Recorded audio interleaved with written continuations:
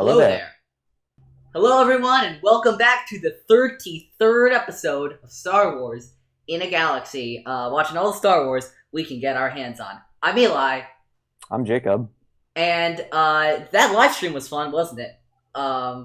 This is weird because we're putting this out after the live stream. Wait, but really? We're recording this before the live stream. So, it's another one of those things that we gotta say, hey, that live stream was so much fun, right? Anyway, go check out, we'll leave them in the description, go check out Meg, Arezou, Candace, and Davor doing their own stuff. In the meantime, we're back with some more Star Wars The Clone Wars action. Let's see. Before we get into that, though, we'll do Mando now? Yeah, so I haven't seen this week's episode of Mandalorian again. He has not seen Chapter 15 yet, so I'll... Chapter 15, The Believer. Wasn't my thing. I know a lot of people loved it. I'm still, Bill Burr, the transphobic stuff from him, and then Gina Carano, too. I wasn't much into them. I didn't like either of them before the accusations come out. I don't like them now. Yeah, it was a rough episode for me. The last 5 minutes were totally beautiful. The seismic charge was great. And the You Have Something I Want role reversal. Let's just say this. I called that. Davor is mentioned it, that I called it on the episode. Man, oh man, I'm feeling so pumped that I called it. Yeah, I love Din flipping the script on Gideon. Great stuff. Love that. But the episode felt to me, because I don't really like Bill Burr and stuff like that. And it had a criminal lack of Boba, which after I loved him so much in Chapter 14, The Tragedy, would have been nice to see a little bit more Boba Fett. But I'm very hyped for Chapter 16, which comes out on Friday, 2 days from this episode's release. Nope. This episode will have released after. Okay, never mind. Let's just ignore that. You've already seen Chapter 16. It's probably awesome. Yeah, I don't really have too much to say. We're talking about, we watched Dooku Captured and the Gungan General. Should we just get into this? Yeah, let's get into it. So, Fortune Cookie. The winding path to peace is always a worthy one, regardless of how many turns it takes. So, what do you think of this? It was a really weird fortune cookie. Like, I felt like it felt sort of tangential to the episode, but also I guess I can see where they were going. Like, you do have I mean, it does feel like a bit of a hard sell, but you do have thinking that maybe capturing Dooku would end the war, and that's why the Jedi are trying so hard to get him, and cooperating with pirates. Really, yeah, and that's why they're trying to cooperate with the pirates, and that's why they're... Oh wait, that doesn't come till next episode. I was going to say they're trafficking in salt. Yeah. Not salt, spice. But I think it's kind of tangential. So yeah, let's just get right into the episode. It's a weird fortune cookie. I'm gonna give it that. It's not it's a strange fortune cookie. Basically, in this episode, sorry, I just want to give a little recap for those listening. Yep. In this episode, we see Dooku is on his cruiser, and he's captured Anakin. Or Anakin has let himself be captured, we think, right? In order to, as part of this plot, to try and capture Dooku. But Dooku slips through their fingers. They end up having a little adventure on Vancor, I believe. He slips through their fingers again, and then they go to, they end up on Florum in the pirate's lair. And this episode feels like not a very good standalone episode, I would say. It very much feels like an introduction to the following episode, the Gungan General episode. Frankly, this, even as part of the arc, it didn't feel like a good episode. That's a preview of my overall thoughts about this episode. One of the things, I don't know about you, Jacob, but I guess one of the biggest problems with this arc, I don't know if you've had this problem with this arc as well as I have, I don't know its purpose. I couldn't figure out why we needed this arc. Well, I think it's, I don't know, at the end of the day, this is when this is early in the Clone Wars, the episodes are Yeah. less I serialized. get it. So They're trying to pick up their footing, but like yeah, I don't think it's a too bad of a too bad of an example. I think I would say this episode, given that it kind of relies on the at least this arc in general, not this episode, but this arc in general relies on the enmity between Dooku and Anakin, or Dooku and Anakin and Obi-Wan, and they're kind of having to cooperate together to get off the pirate base and make their escape. I feel like if we had seen more previous encounters, hostile encounters between the Jedi and Dooku, I think maybe it would have had more significance and more depth. But overall, I thought it was a really interesting premise. I feel like they could have done a better job of tying it into the story or making it feel less fillery, because this does, to me at least, it felt kind of fillery. I think when a lot of people think of filler, I think they misuse the term. Like, they just think, oh, anything that isn't like Jacob's not super... throwing around the term filler lightly. Yeah, no, I'm not, because I think that's what I'm saying. It feels like filler. It isn't filler, which Yeah. I don't know if is, that sounds like a stupid thing to say, but it does have some character development. You do kind of peel back some layers of Anakin and Obi-Wan's relationship. So I don't think it's a total wash, but yeah. I do think they could have connected it more. My feelings about this arc, I've already kind of said it. One of my things about, first of all, about your point with the Jedi and Sith working together, I think that would have been a lot more impactful if any of the three of them had stepped away from that encounter and felt like they genuinely learned something. But I don't really feel like any of them, like, I feel like Anakin's gonna keep on being the same old Anakin after this, Obi-Wan's gonna be the same old Obi-Wan after this, and Dooku is going to be the same old Dooku after this. Yeah, you're right. The thing that it felt like the message kind of got weak. The message felt weakened, and kind of it felt like the story kind of undermined itself by having the whole thing of like, oh, they have to work together to get out of there. Look at them bickering. That was an interesting premise. And then in the end, it didn't lead to anything. Yeah, in the end, it didn't lead to anything. And I'm not saying they had to be best friends. Like, they could have. No, of course not. They, that like unrealistic. But like with it felt like they abandoned the working together idea halfway through. Like another example, another one of these stories that I love. The honorable ones with Zeb and Callus and Rebels. Think of that. Good example. They have to work together till the very end, and even though they don't become best buds immediately after that, like that in that episode, you definitely have more of a sense of this encounter has changed them. It changed Callus. That was the catalyst for Callus's like redemption arc. That was a good example of the enemies working together trope, like working better. And again, that was season 2 of Rebels. Dave Filoni had 6 seasons of Star Wars: The Clone Wars and another season of Rebels. He found his footing. He was doing the thing. You know what I mean? Yeah. The only thing I could say maybe was gained out of this episode. The only thing. This is the first appearance ever of Hondo in the Onaka gang. That's true. I did like the way they portrayed Hondo in this. I didn't. Oh, really? Oh.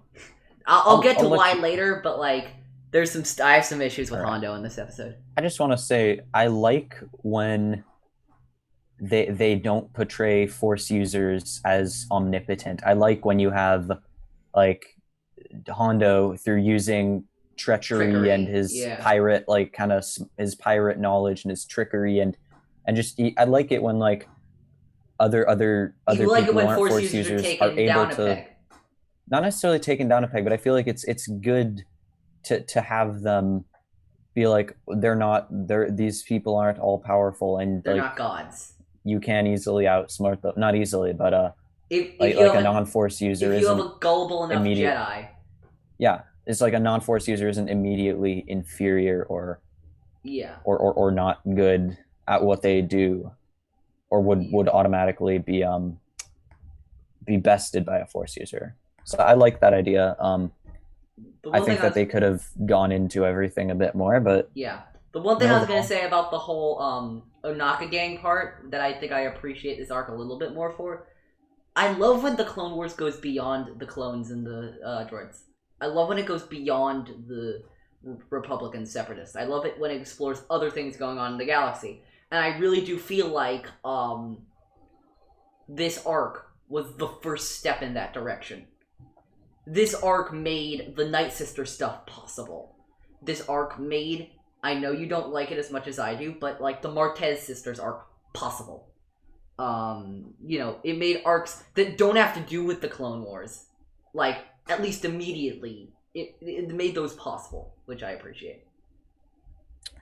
Yeah, I guess I see what you I guess I see what you mean. I do think, yeah, I like it when they explore other ideas, like how, like when they kind of go beyond just the war room and the Republic and the Separatists. Yeah. I think I do think that is interesting. I think you're right. Let's get back to the episode, Dooku Captured. There's so many good nods, when Obi-Wan rescues Anakin. First of all, Obi-Wan opens the wrong cell. Obi-Wan opens the wrong cell and he says, "You're not the prisoner I'm looking for." And that was pretty funny, yeah. You can go about your business. You can go about your business. Move along. I love the Revenge of the Sith reference. Yeah. Oh, it's you. I love that it's reversed this time, because in Revenge of the Sith, Obi-Wan tells Anakin, "Oh, it's you," and this time, Anakin tells Obi-Wan, "Oh, it's you." It's great stuff happening. Yeah. Obi-Wan. Let's talk about Obi-Wan in this episode. Obi-Wan is on fire, man. Obi-Wan, he is absolutely on fire. He has some sick burns. He does have some sick burns. But one thing I noticed is that this something that I think this episode does well is it kind of, for people, like, if you're lucky enough to notice it, or if you're purposefully looking for it, you can kind of notice how, like, even though it's kind of played as sass, you can kind of see the tension and the underlying kind of disconnect between Obi-Wan and Anakin in their master-apprentice relationship. Like we see over and over, Obi-Wan like not giving Anakin any constructive feedback or positive reinforcement. He just kind of he just snarks him. He just kind of snarks him, like when they get we might be getting a little ahead of ourselves, but when we see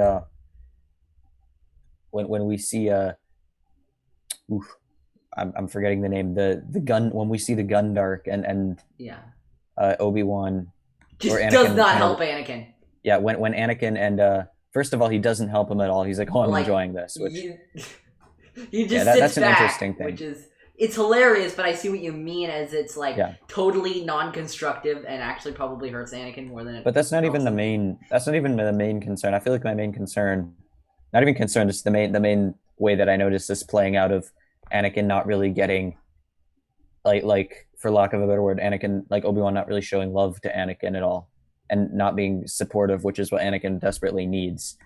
We see we have Anakin, and at some point he says to Obi-Wan, "Oh, thank God you're alive," or he says like, "Oh, thank goodness you're alive. I'm so happy you're alive." After they get buried and they get out of the rocks, and Obi-Wan immediately just says, "Oh, where's your lightsaber? Like, this is you made a big mistake." And he's like, "Oh, I got knocked out of my hand." He said, "Oh, a feeble excuse." Yeah. And it just kind of... It got knocked out of my hand by a rock. Yeah, a rock. Yeah. I thought that part was funny. It was beautiful. One of the things I feel like it is, like, even though it is sass, you definitely kind of can see why Anakin might not be happy and why he is, and how he might not be getting the support that he needs. It's the whole Anakin needs a father but gets a brother. Yeah, exactly. It's primary like... older brother thing. Are you gonna help me with this? No, I'm enjoying you failing at this too much. The father figure would have said to Anakin, "No, I think you got this. Use your training. I know you can do this." Like Qui-Gon would have done, you know what I mean? Use your training. I know you can do this. You have it in you to do this. But Obi-Wan's, "No, I'm enjoying this far too much, Anakin." Yeah, exactly. Yeah. Anakin doesn't catch Dooku, but chases him down to Vancor, and then Dooku hitches a ride with the Onaka gang, and their leader Hondo Onaka, who is like one of my favorite like Clone Wars characters. Just I love Hondo. I know Jacob loves Hondo.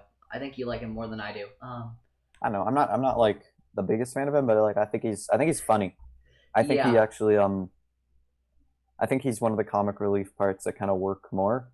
But then as the show goes on, he also gets deeper than that. You actually see him become sort of an anti-hero, yeah, which I think is kind of cool that they can that the writers for this show that they can balance that and not just have another Jar Jar potentially. yeah. One line sticks out to me from this episode that defines this whole arc, and not in the way I thought it would. Hondo says to Dooku, "You don't survive in the Outer Rim by being stupid." Now, what about that sticks out to you? Because it constantly, from that point forward, gets disproven again and again and again. They keep acting stupidly, and they all get out completely unscathed. It's weird. I can I get into why I don't like Hondo? It kind of goes into the next episode. Yeah, sure. Go ahead. I have some more things to say before we wrap up talking about this So episode, but yeah, sure. so Hondo has the smarts and guts to capture three of the most powerful Force users in the galaxy: Yes. Obi-Wan, Anakin, Dooku. But he's not prepared for a betrayal by his own stupid ass lieutenant.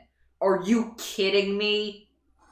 Like, I know I'm not saying Hondo should be omnipotent or all knowing or anything, but like, it just seems so stupid that a guy who is a guy who outwits three people smarter than him. I mean, Anakin and Obi-Wan and Dooku are all probably smarter than him, but he still outwits them. And then he gets outwitted by someone that he's also smarter than. You know what I mean? It's like, the chain is a little ridiculous. I mean, it's already a ridiculous premise to have Obi-Wan, Anakin, and Dooku all being so gullible to Hondo's machinations. But then to have Hondo himself be gullible? I mean, really? Sorry, Yeah, I mean, yeah, you're right. That's an interesting. That seems like a bit of an inconsistency. it's a little over the top. One thing I noticed here, continuing a pattern that I've kind of seen and talked about before, when we see we see Palpatine first off really trying to throw off the ransoming of Dooku, because Palpatine obviously really doesn't want. This is not part of Palpatine's plans at all. He doesn't want Dooku to fall into Republic hands, and so he's like, oh, the lightsaber. But then what's really interesting is that we see why Padme is such a big threat to Palpatine. She commands the respect that Palpatine is clearly very ready, and it kind of seems like Palpatine is openly moving towards passing over the ransom opportunity because he thinks it's fake or a trick. But then Padme is the one who convinces everyone else to pay up the ransom and try and have a shot at getting Dooku imprisoned. And that could seriously disrupt Palpatine's plans. He really doesn't want to end the war. So I think that kind of shows why he really hates Padme and is very afraid of Padme, but he kind of also has to keep her around. Palpatine is, there's often something that people are saying, if Palpatine's the devil on Anakin's shoulder, the angel is Obi-Wan. No, Obi-Wan's not the angel. Padme is the angel. You really think so? Evidenced by the first thing Anakin ever says to Padme. Are you an angel? Oh, I get it. I mean, he just spells it out right there. Yeah. No, one of the things I want to ask you, I agree that Padme is the anti-Palpatine in this scene. Why is she there? What reason does she have to be there? You're right. You'd think that Palpatine wouldn't invite her. They're obviously on very opposite sides of the political spectrum. And there are thousands of senators in the Republic. Why is Padme there? I think Padme, I'm not sure. Of course it's because the plot needs her to be there, but come on, really? I would contend that she is very she's very influential. Maybe I think she probably has a lot more power, influence, clout than a regular than a regular senator would. Yeah, maybe considering how easy it is, easy she convinces everyone of all the other senators of her agenda throughout the Clone Wars. Oh wait, she you Yeah. know it's like we see in seasons 3 and 4. I think she's not very like she fights a noble cause, but like she's not very good at convincing other senators about it. Well, I think that's another thing, and that's another problem that we often have in Star Wars, which is Star Wars falls a lot into the like Star Wars doesn't often do a good job of following the show don't tell rule. Like we hear about how Padme is they were gonna send her to Grievous and stuff. Like she's a great negotiator. We're gonna send her into the heart of separatist space. Like she is a you know what I mean? Like we constantly hear about how she's a great negotiator and No, a she's great a good negotiator. I don't think politician. she's a bad negotiator. I think the problem is not with Padme. I think the problem is the Senate's too corrupt and self-serving to listen to anything she has to say. I know, but that's not my point. My point is that the story keeps telling us the story Yeah. keeps telling us that we the story the, us gosh the story the story keeps telling us throughout the prequels and especially in the Clone Wars really that Padme is like this amazing orator and she's like the one person that can kind of save everyone and bring everyone together like we the plot where Aura Singh is plotting to kill her the whole The entire premise of the yeah. plot is no one except Padme can make this speech and be convincing and that's why she has to deliver that speech. You know the subplot I'm talking about? I know what episode you're talking about. To be completely honest, I have not watched that episode a lot. Really? Okay. Well, anyway, but No, then we never I know what you're talking about. It's the one where Ahsoka has the vision of Aura Singh and all that kind of stuff. we never Wasn't how a how to summit on Alderaan? we never see we never actually see her do Right? well, I guess. I don't know how to Yeah, we never see her succeed. I think that's partially because of the circumstances, though. Though I yeah, but agree, still I think it's a I ag- mistake I from the agree point of that view of the story. I agree that Padme is not shown ever to be that great a negotiator. Or a I Um, feel like yeah, we've always heard that she's a great politician. Every single time she tries to convince someone in the Clone Wars, like on screen, she basically fails. I'm yeah, sure I'm not entirely right in that. I'm sure there's a but plenty like of exceptions to that, majority, but the majority of the majority. time we see her be like, she always be like, please, you have to listen to me, please, you have to. And then there's Yeah. some separatist person. They're like, no, I will not listen to you. You suck. You're bad. So You suck. You're bad is all separatists to Padme in this war. yep, yep. And um, half the Republic too. yes. Anyway, this is some deep, deep poetry right here. Are you ready for this? Yeah, Dooku is being Attack of the Clones. Obi-Wan's being held captive in those blue electrical thingies. You know what I'm talking about? The yeah. the, The electrical fields. the electrical fields. And Dooku tells him, "What is the truth?" And Obi-Wan does not believe him. But it is Yeah, the truth. In this, Dooku is being held captive in the two electrical fields. Dooku tells Obi-Wan goes to see make sure he's actually Dooku. Dooku tells him another truth. Does not believe him again. And guess what? Turns out to be true again. yeah. I love how the cell scene mirrors Attack of the Clones. One of the things I don't understand, I don't know if this was true with you. Obi-Wan and Anakin seemed very wary of Hondo and the pirates. You know what I mean? Yeah. They still drunk it. What? Why did they drink the? And here's the other thing. If to segue into the next episode, maybe actually I have some trivia I first, mean, but why did they drink it? here's There's what I don't understand. no. Here's what I don't understand. Also, not only do they drink. First off, they shouldn't be drinking alcohol in a hostile environment. At most, a sip to be polite. But here's the thing: Yeah, no we kidding. see them switch the cups with two other pirates, so they're not drinking the drugged. They're not drinking the drugged alcohol, right? We see that happen. The next episode, they wake up in the cell, and Obi-Wan says, "We were drugged. We were like." Obi-Wan says, "You idiot! We got drugged." What's that about? That You seems you like want a you want me to know? an You want me inconsistency. to tell you what I think that's about? What do you think it's about? I think they were all drugged. But then why wouldn't they also collapse, right? Because we see the pirates collapse in the last scene of the in the last scene of Dooku Captured, we see the two pirates who drink the drinks intended for Here's what it for is. the Jedi. And we Again, see them collapse, and then we don't see the other yeah. two collapse. So Again, I I don't don't think that understand. was extremely smart of them. But here's my lore fixing of this. Okay, maybe they were all drugged, but maybe the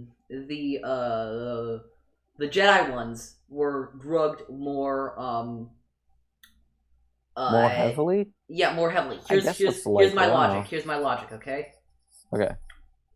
I think they knew that the Jedi could see them drugging the drinks. You know what I mean? So you think that was a red herring? No, what I think is that they're like, okay, we'll give the Jedi these drinks that are heavily drugged.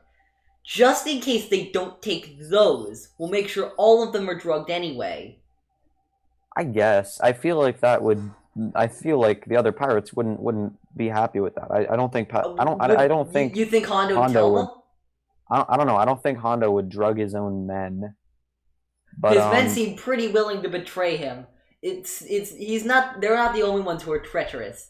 Again, that's true. That's true. I'm trying to defend this. I don't exactly agree with myself on this one, but that's my I feel rationale. like I don't know. There are some things, but honestly, it feels a bit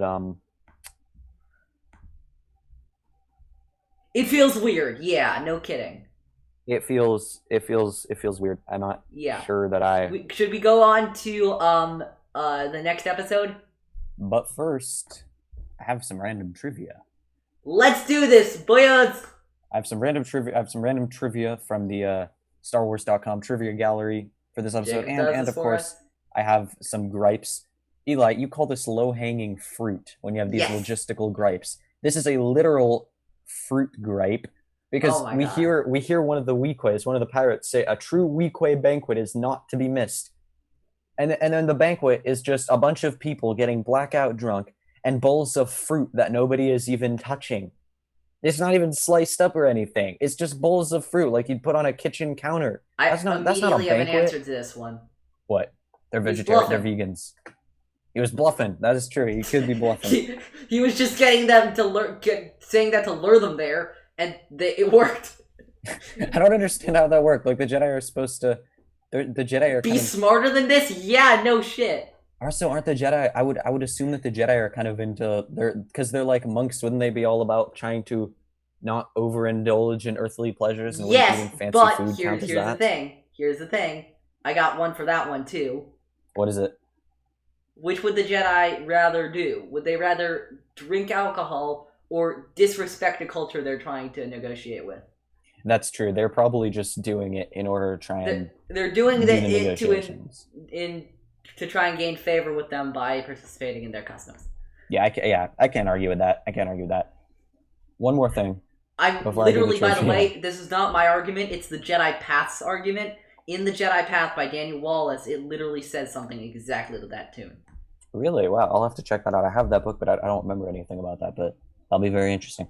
Yeah. We see the funniest scene, I think, in this entire episode, and the thing that I really want, since Disney is announcing, like, so many shows now, I feel like it's imminently feasible. We need a show about the Jawa who is straight up thugging, fighting two Weequay, 3 times his height and probably like 5 times his weight. He gets kicked in the ribs. He just gets right back up. He says, Utini, and then he tackles one of the Weequay to the ground. It is absolutely hilarious. I gotta know the backstory. That is insane. I gotta know the backstory for that. You should see our notes sometimes. We have some weird notes sometimes. I literally my note for this was, did I just see a Jawa get falcon punched?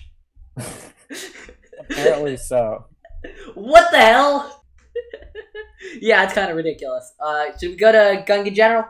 In the original script, Count Dooku's Solar Sailor was meant to be a Sabaoth starfighter from the 2002 video game Star Wars Jedi Starfighter. I don't know why they changed it. I assume that it was because they didn't want to make a model for the other one. I know they had some constraints in the earlier seasons of the Clone Wars, especially. Secondly, originally there were not going to be 1, but 2 Kowakian monkey lizards in the episode. The brothers pick Yes, Pick and Pilf Muck Muck, but their role was consolidated into Pilf. If it was kept as one, I think this episode might have been Claire Scribbling of the Imperial Senate podcast's favorite episode of the Clone Wars. Gungan General, here we go. Jacob, the fortune cookie for this episode is it says Gullible on the ceiling.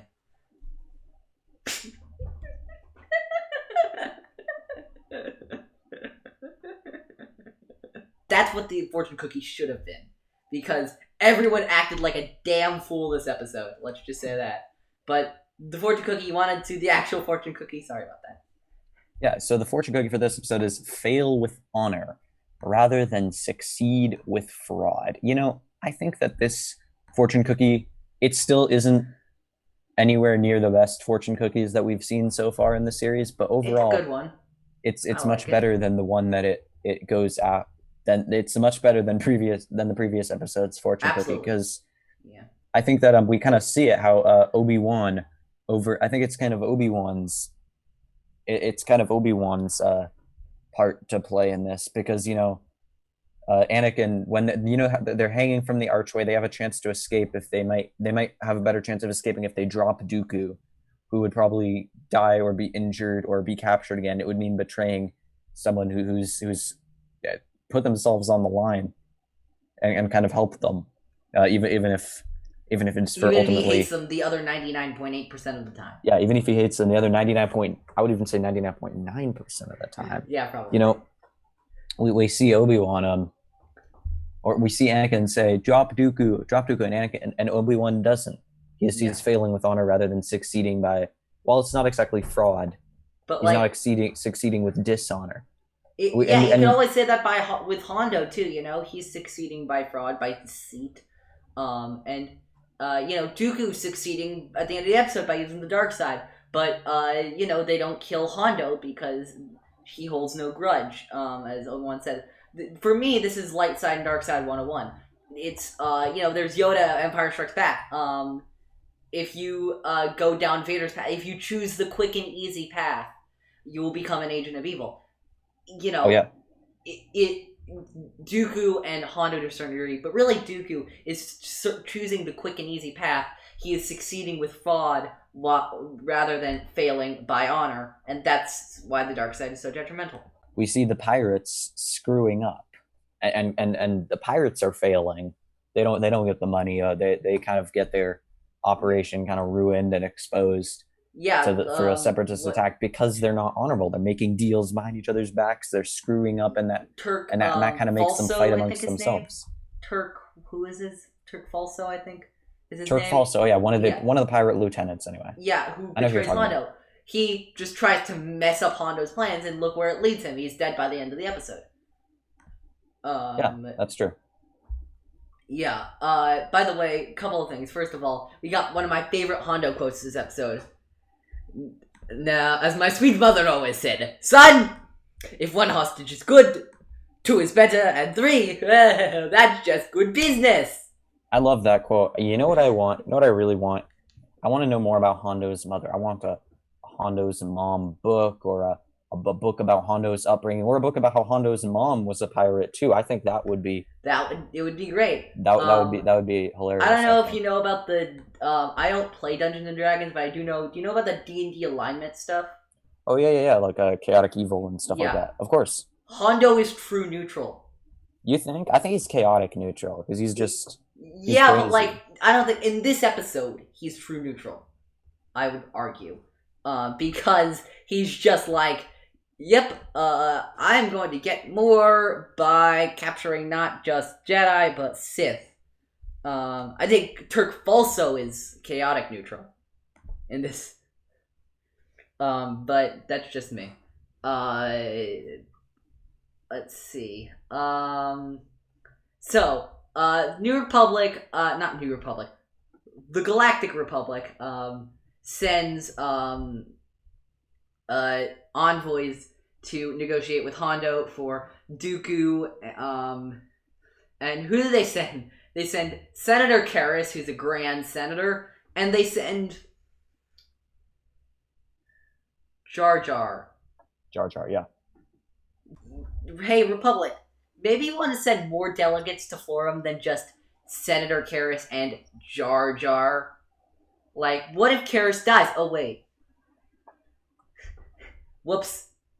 Yeah, so obviously Karras dies, which leaves the clone captain and Jar Jar to rescue Obi-Wan and Anakin, because of course they have to. It's just ridiculous. Yeah. Anything to say about that subplot? Because I think I've said all I need to say about the Jar Jar clone subplot. Okay, speaking of Jar Jar, I think in this episode, I think Jar Jar needs to go to prison. I have to say why, but Go ahead. Jar Jar needs to go to prison. I'm interested. Okay, first off, he sabotages the crash landing of the ship. He goes into the cockpit. Yeah. He goes into the cockpit where he's not allowed to. He pulls down the pilot. He's basically from a legal. Oh my god! I just realized something. From a legal point of view, he's basically responsible for messing up the crash and potentially killing the senator, and who might not have died otherwise. I think Jar Jar might be guilty of manslaughter and sabotage. I'm not sure. Manslaughter either involuntary and what, Jacob? Sabotage. Jacob? Oh. Listen, no, y'all, it's a sad. I think it's gonna happen. Oh my gosh, wait, this connects more. So you're saying Jar Jar stand So I think Jar Jar should be charged with sabotage. A Beastie Boys song. You know what else Jar Jar says? He refers to the Florum. He refers to the animals who run around on Florum as beasties. It's like poetry, you know. It rhymes. It rhymes. Wow. It just works. It just rhymes. Wow. I'm gonna do another sabotage supercut if I can find that clip. Oh my gosh. I'm gonna do it. It's gonna happen. It's gonna be great. It's gonna be beautiful. Yeah. Can we get on to the Anakin and Obi-Wan and Dooku subplot? Because there's some really pure lines in here. Great lines. Oh, yeah, sure. One of my favorite is, "Do control your protege's insolence so I can concentrate. Anakin, control your insolence. The Count is concentrating." I mean, what sass, man. Oh, absolutely sass. It's the best. Let's look at our 3 tropes of Star Wars.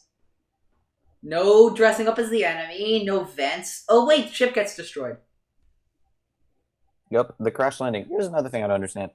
How do they just walk away from that crash landing? That is a high speed, high intensity, like... They were held by the bars. I don't get it. You know? The bars. Wow, yeah, the bars, of course. That explains it all. Karras wasn't, so he you know. Yeah, but I mean... Yeah. You know, I also have more evidence that Jar Jar might be a Sith Lord. Just saying. Do you want to hear it? Yes, I do. He says when the senator dies, he says, "Those with good in their hearts always passing too soon." Jar Jar is constantly getting out of near-death situations because of dumb luck, or...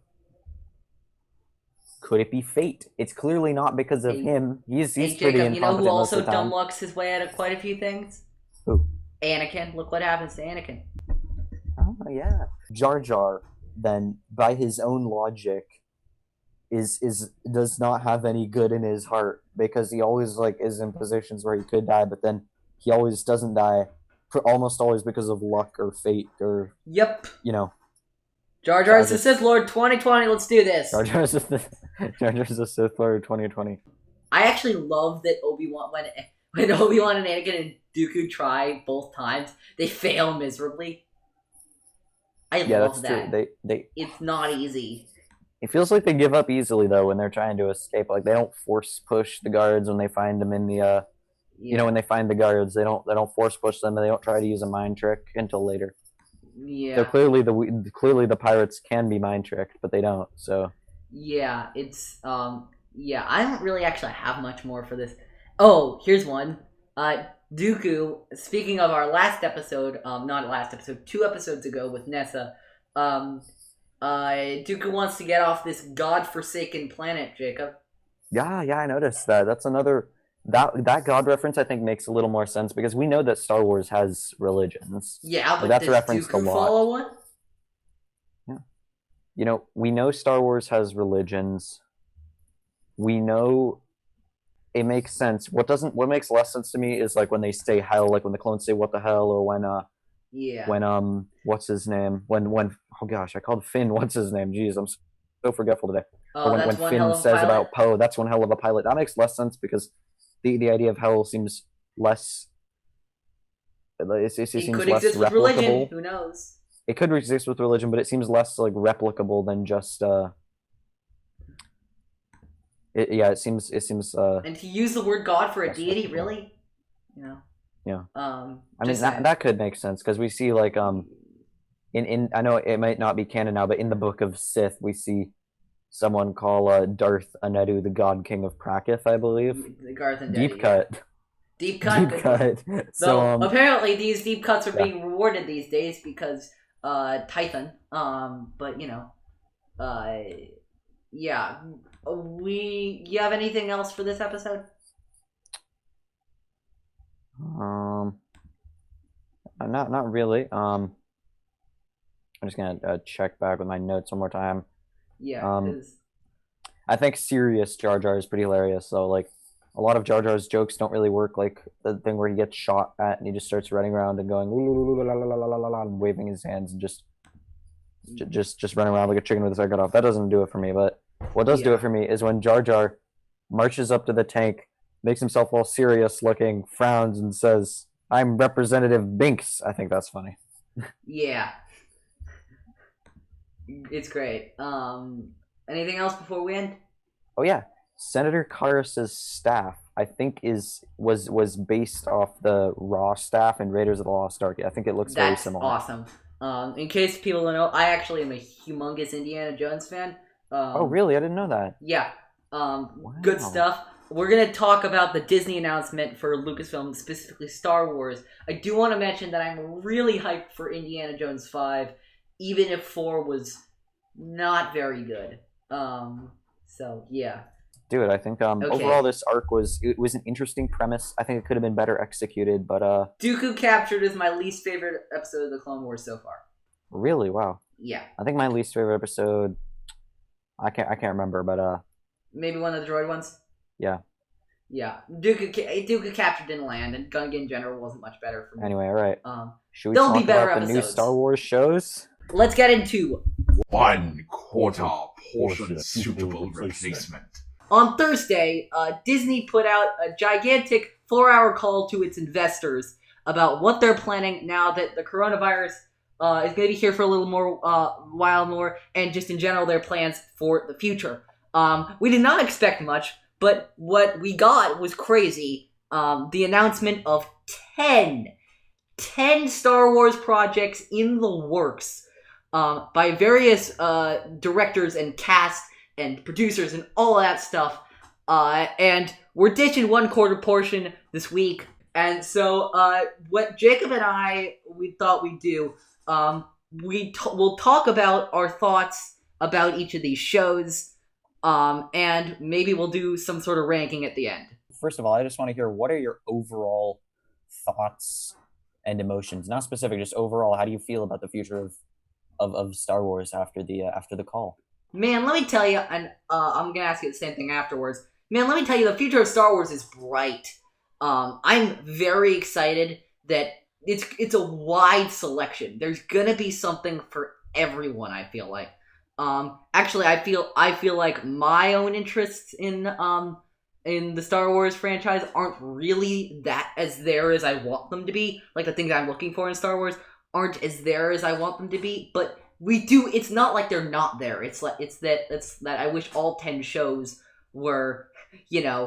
I want a sequel trilogy expansion show. I want a Final Order show. I want the Jedi and Sith stuff, and we don't have a ton of that there, but we do have stuff. But I'm very excited that it seems like so many different types of Star Wars fans are going to see representation in these shows and movies, whether that's interests or, your identity, your race, your gender, your ethnicity, your sexual orientation, you know what I mean? Yeah, I'm very excited about that. Yeah, I think in terms of these new shows, I feel conflicted because on the one hand, a lot of them sound really interesting, and I think they show a lot of promise. On the other hand, I'm worried. I've been thinking about this a little bit, and I feel like we could be risking Oversaturation? not maybe because I don't know about oversaturation. It seems like clearly the marketing people, clearly the bean counters at Disney aren't worried about oversaturation anymore, even though they blamed even though oversaturation was kind of blamed for the poor performance of some of the more recent Star Wars movies.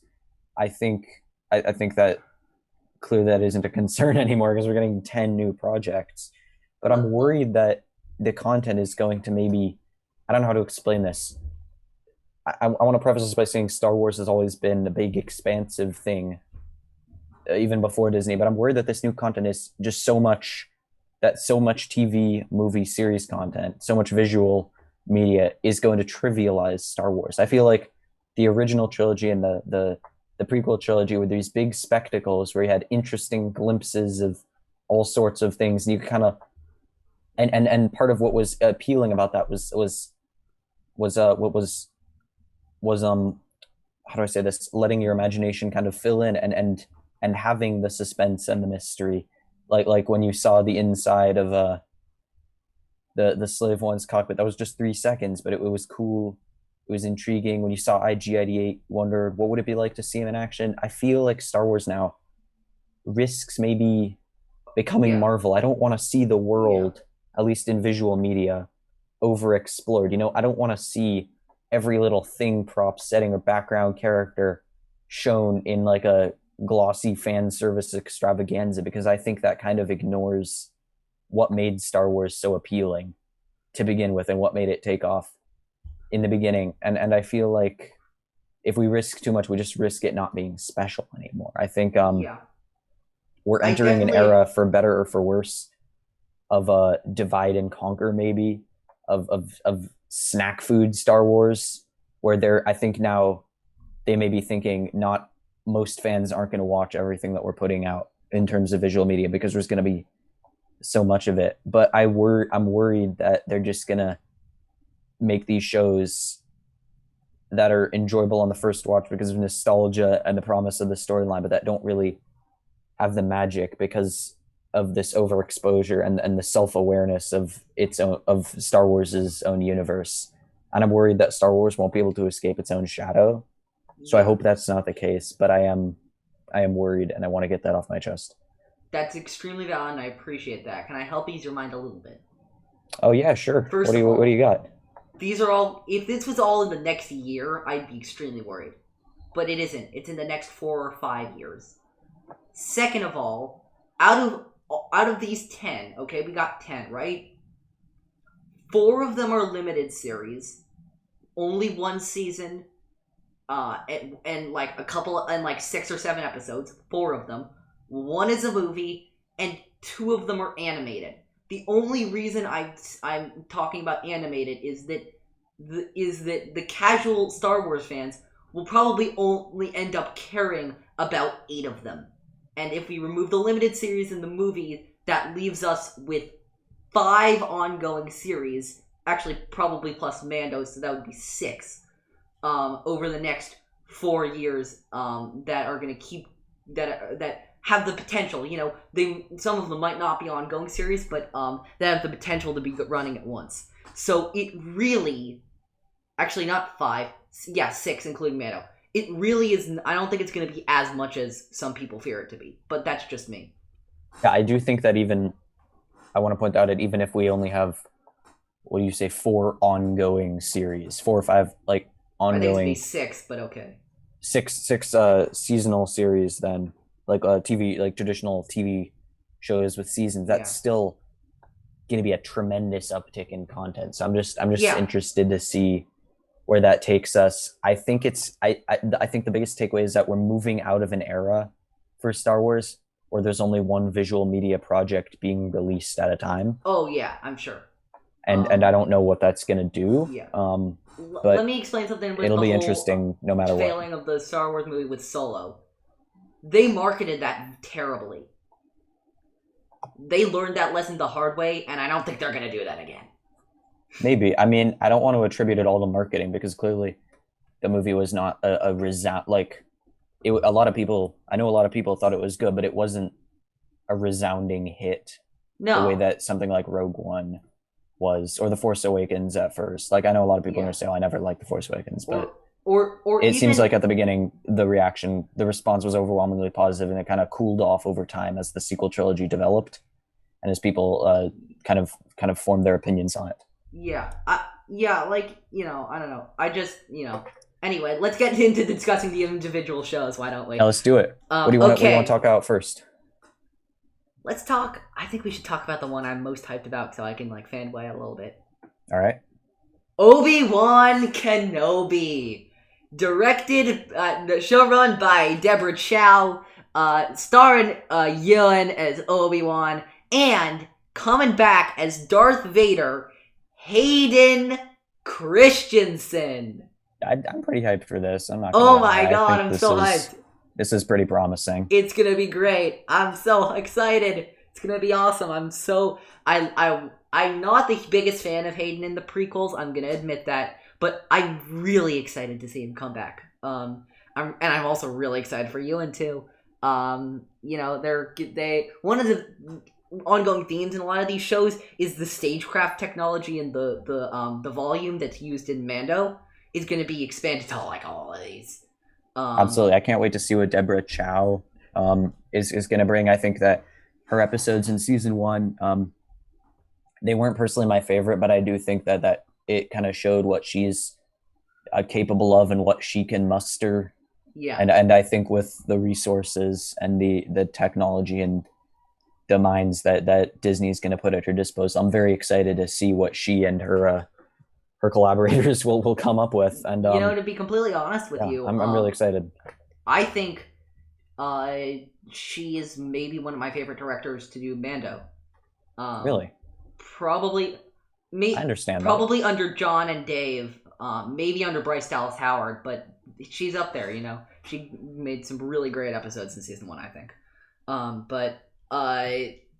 Let's see. Yeah, let's get on to Andor, which is the Cassian show, filming in London very soon. Oh yeah, Kenobi's gonna start filming in March, and it's probably gonna come out 2022. Andor's probably also 2022.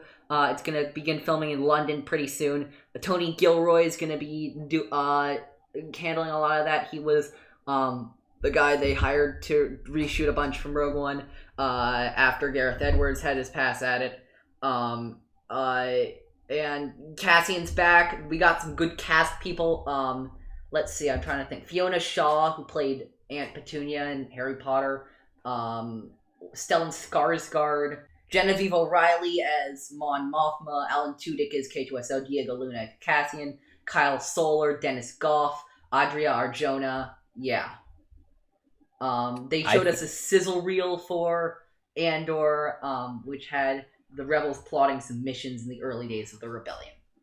Yeah, I think Andor is promising. I wasn't a huge fan of some of the acting of the characters in Rogue One. I didn't think that was particularly exceptional, but I'm excited to see where this goes. I don't think that this is probably going to be one of the most loved shows, probably, just knowing what we know already. I've been seeing a really positive response to it. Really? Okay. I definitely think that it has a lot of potential. Don't get me wrong. Rogue One has a very big fan base. I think my reaction is probably more negative than a lot of people's on this. I was not a huge fan of Rogue One. I was not a huge fan of Cassian. And this is an era I feel like we've done like quite a bit. You know what I mean? Yeah, but I am excited to see it from a different perspective. I'm interested. I'm just worried about retreading waters that we've been in too much. I don't think that's I don't really think that they're gonna do that. I don't think it's. But who knows? I don't think that's too much of a concern, at least not from my perspective. But I do think. I do think that as a leading actor, I think Diego Luna is definitely up for the job. He's a good actor. He's likable. I think he can definitely he can definitely do a lot. So I'm looking forward to that. Diego Luna is great, and I think he can do a lot. And it's going to be a 12-episode first season, so we're in for quite a bit. It's not that I don't think it can be good. I think it can be great, but I'm just not excited for it as the way I'm excited for a bunch of these other shows. Yeah, I would say the same thing. Like, yeah, could it be great? Yes. Does it grab me personally? No. If this was announced as only one, as a standalone, like if this was the only announcement that they made, or if this and only one other thing, I would be kind of mad because I'd be like, and to be honest, I do feel that I feel a little bit burnt, I guess, by some of the things like Cassian. Although I do think that it has potential, and I don't think it's I don't want to write it off. I do feel a bit burnt that they're choosing to that they have 25,000 years basically of timeline to cover, and this is what they're choosing to do. So I don't know. One of the things that I think Star Wars is trying to emphasize, and I think Alex Damon summarized it really well on Star Wars, explained it a couple times. I think certain Star Wars is going to be for some people, and certain Star Wars is going to be for other people. Some things are just not going to be your thing, and I don't think Andor is going to be either of our things. Is it going to be good? Probably, actually. I think they got a good crew working on it, but is it going to be either of our die-hard things? No, it's not. Kenobi's my die-hard thing. I'll already tell you before I rank mine, Kenobi's number 1, by far. No questions about it. Because I love Obi-Wan, I love Force stuff, I love that it's going to be great. Let's get to the other thing that's already previously been announced, but we got more details on it. The Bad Batch. I'm kind of excited for the Bad Batch. I think. Have you seen the trailer? I have seen the trailer. I'm excited for it. It seems exciting. One thing I really noticed, season 7 of the Clone Wars already had some of the most gorgeous animation that we've seen, but man, the Bad Batch, I just gotta say, great animation. I was just struck by the quality of the animation and the visuals. I can't wait. I think that if nothing else, even if the story totally flops, even if it's a big controversy, I think it's going to be. Okay. I don't think it will, but I'm saying even if everything else sucks, I think the visuals are going to be a treat. The visuals are going to be great. They got the Filonimation team there. Filonimation, nice. That popped into my head a couple minutes ago. I'm like, I got to use that. They got the Filonimation team there. I think this is going to be really great. Again, not my thing, but man, I'm excited. We got to see who looks like Fennec Shand in there. Which is crazy that they're bringing her into the Bad Batch, I love that.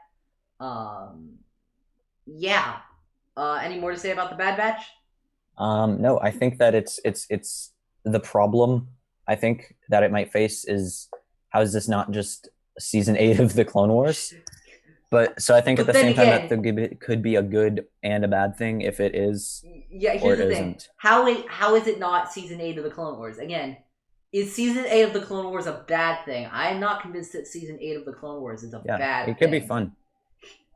I'm excited. It seems like it's going to be bridging the gap more between Star Wars The Clone Wars and Star Wars Rebels, and I think it could be really cool the ways it could do that. Ahsoka is getting her own limited series. It's a Favreau-Filoni production. It's starring, again, Rosario Dawson as Ahsoka Tano. I'm gonna say this. I want to extend my hand of support to all of our trans Star Wars friends out there. I can't imagine what this could be like because of the accusations against her. But yeah, that's my only gripe about this is they're sticking with Rosario, who isn't looking great right now. I have to say, I was disappointed that I was disappointed. And to be honest, I feel like given that there's no like conclusion to the thing that's going on with Rosario Dawson and involving those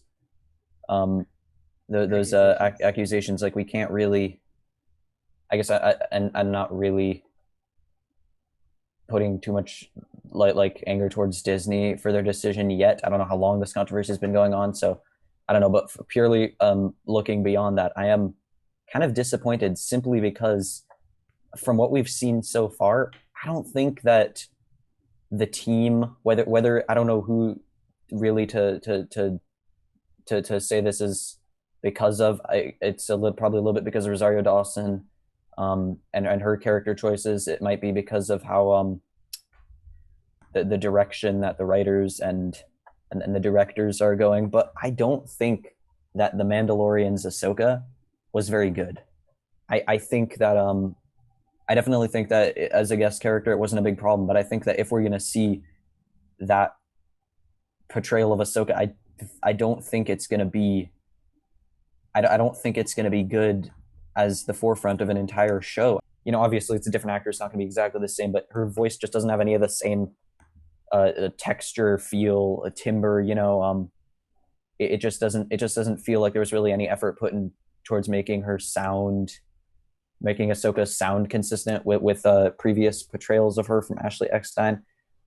I also I think Ahsoka's mannerisms felt a bit odd.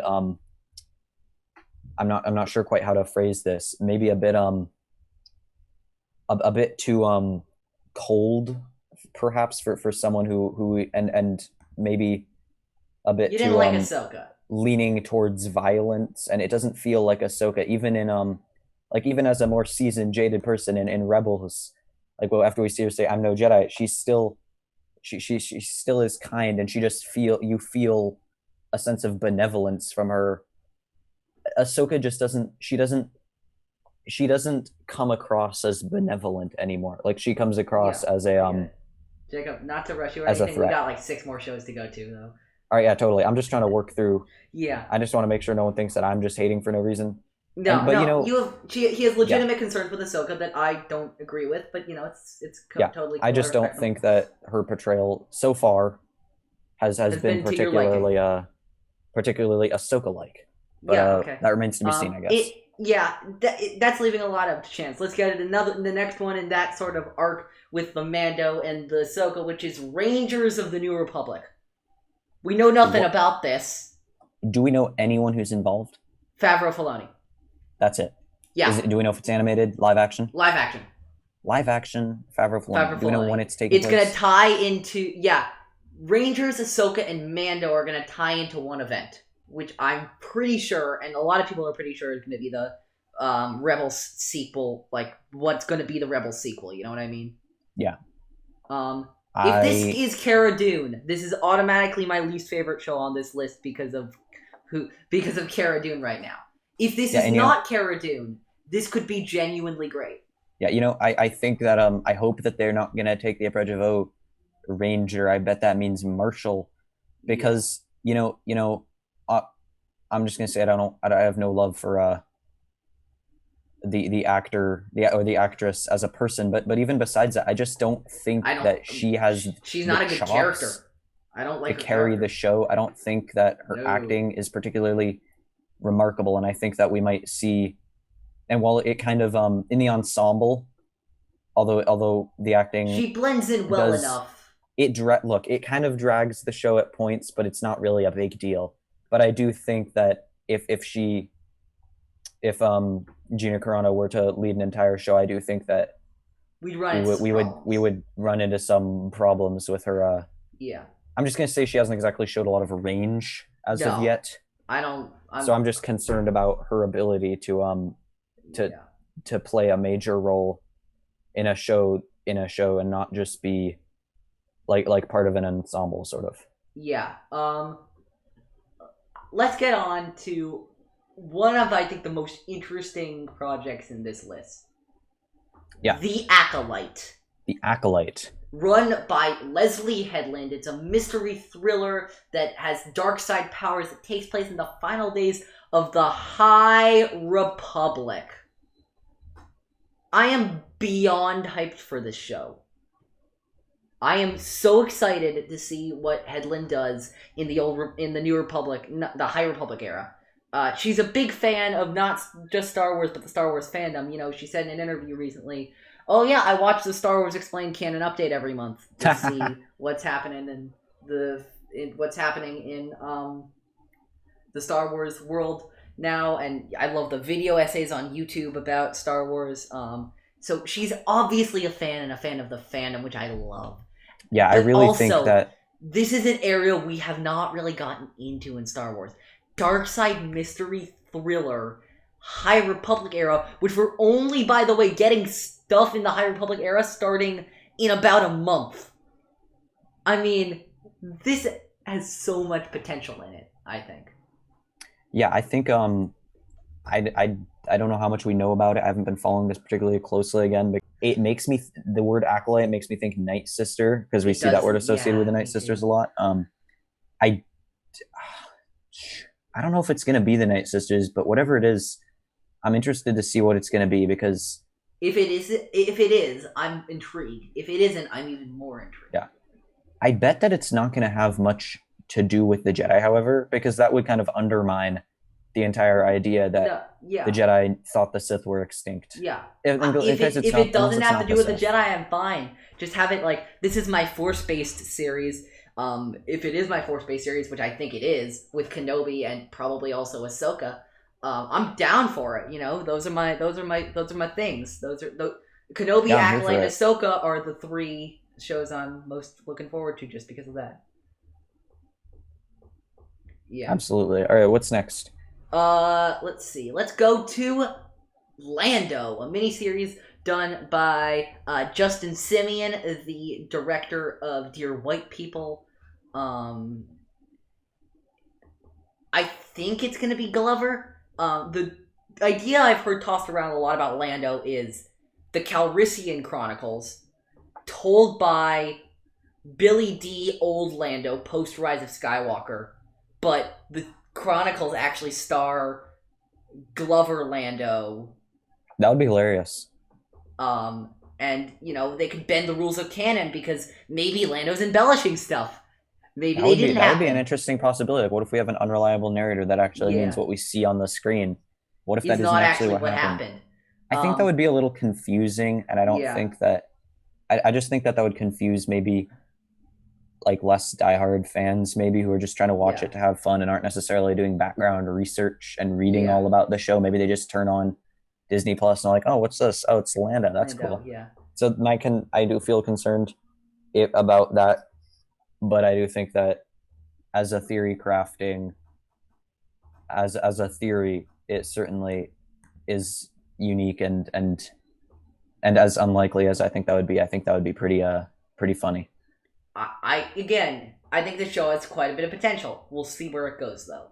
And, you know, if it has if it's gonna star Don Glover Jr., I think that that is absolutely that is absolutely one of the most talented, charismatic lead roles that we're gonna see in this new batch of visual content, and I absolutely can't He wait. nailed Lando in Solo. He's gonna nail Lando again. Yeah, that's the hope. Let's go to A Droid Story. Lucasfilm Animation and ILM are coming together, and they're doing a hybrid project. I think it's still going to be animated though. That involves a new hero who tags along with the two droids everybody knows and loves, C-3PO and R2-D2. Again, we have no idea who's involved with this project. Probably Anthony Daniels, because he's in Star Wars literally everything by this point. But you can't confirm anything, you know what I mean? Yeah, I am a bit concerned because the last time we saw a story centered around C-3PO and R2-D2, of course that was A Sunny Day in the Void, which I didn't mind, but I know a lot of people found it not C-3PO particularly wasn't enjoyable. in the droid arc. Oh, really? Oh, That no, was you're just right. R2. Yeah, that was just R2. Okay, well then, Yeah. you know, I think it could be interesting. It's going to be really interesting, whatever it is, I think. I don't know that that C-3PO and R2's dynamic would work well and carry over to an entire show. Like, it works well as comic relief in various projects. We see it a little bit in Rebels, we see it a little bit in Clone Wars, we see it in the original trilogy. But I'm concerned about them trying to base the whole show off that. but we don't really know what else is going to be in it. So I don't think that's a problem yet. Yeah. Well, let's see. Let's go to Star Wars Visions. Anime creators are going to be taking their swing at 10 interpretations of stories from the Star Wars saga. This could be pretty interesting, I think. It's going to be... I think it could be good. There's not much more to say because I'm not a huge anime watcher. And I don't really know what's going to go on. It could be great. And finally, saving one of the biggest for last, coming to theaters Christmas of 2023. This is a movie, Rogue Squadron, directed by Wonder Woman director Patty Jenkins. That's pretty exciting. I know that for a lot of people, this is very significant. You know, it's the first woman to direct a Star Wars movie. It's based off of concepts from books from the 90s. Really? Isn't there also a TV show? I know there's a lot of things called Rogue Squadron already. Video game, books, that's really it. So I'm excited to see something from the New Republic era, kind of following the maybe following a little more directly and connecting more directly to the rebellion. Like, you know, we only catch glimpses of what's actually happening for the rest of the galaxy in The Mandalorian. Yeah. But I think that Rogue Squadron, because it might be tied into the New Republic and the politics of that, I assume that we're going to see much more of a bigger picture. I just hope it's not in the year following Return of the Jedi, because we already got a story about pilots in that era. It's called Squadrons. I think there's still a lot of room for yeah. That year between Return of the Jedi and the Battle of Jakku, you know, I say the era between 3 and 4 is becoming a little bit much in there. The year in between in between Andor and Jakku is in danger of, in my opinion, of becoming that way. In my opinion, we have Lost Stars, we have Squadrons, we have Battlefront, we have we have a lot of things in that era. So well, I don't mind it because I feel like we've just seen over and over that's what people like.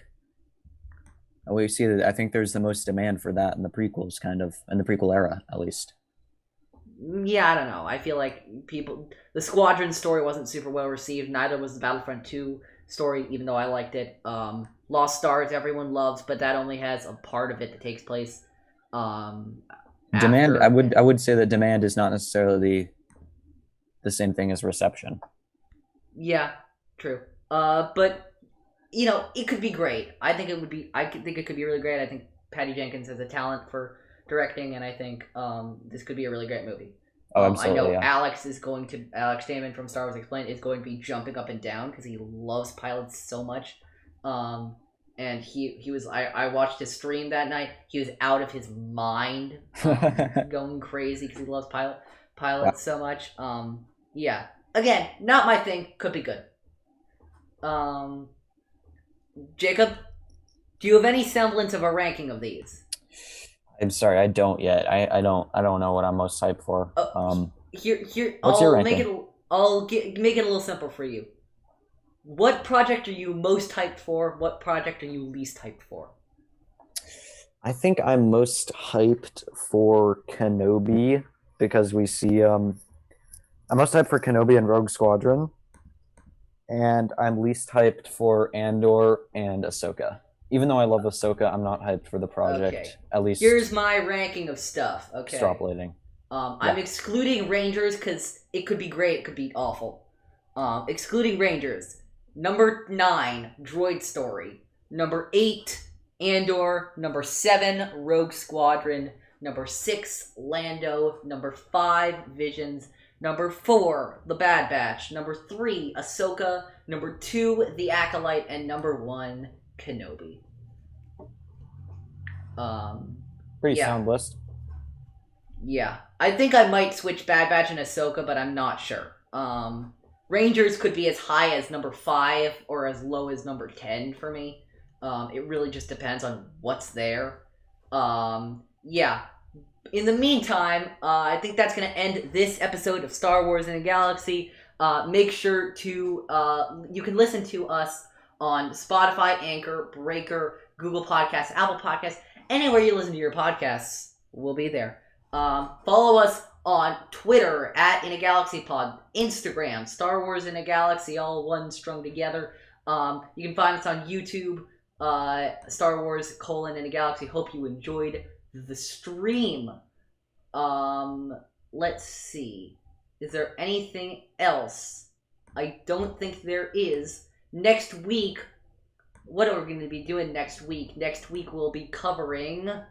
Let's look. Next week we're going to be covering Jedi Crash, Defenders of Peace, and Trespass. Yeah, that's what we're going to be doing those weeks. I think that should be pretty interesting. It's going to be interesting, yeah. In the meantime, may the Force be with you. Always.